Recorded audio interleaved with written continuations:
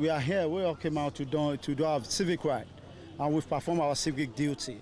The turnout was a bit encouraging in my words, and in other words, I've been receiving feelers and information from other words that there's a low turnout, which I believe is still early.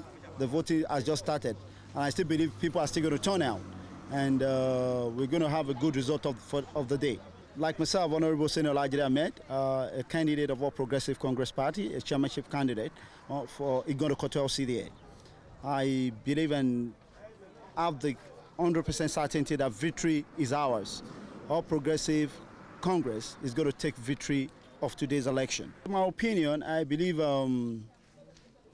the turnout is fair enough, but we still need to encourage people to come out, because I understand the situation and economic situation around, and which has been a determinant to what we encourage people to come out to vote.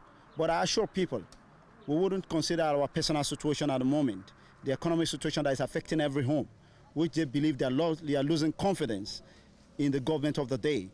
And this is also a very common factor that do affect turnout of voters. But I tell them, in Igando CDA, that we need more development, because we are more of a rural look in terms of development. So they should encourage themselves to come out to vote, so that we can achieve a good governance starting from 2021, when we assume office.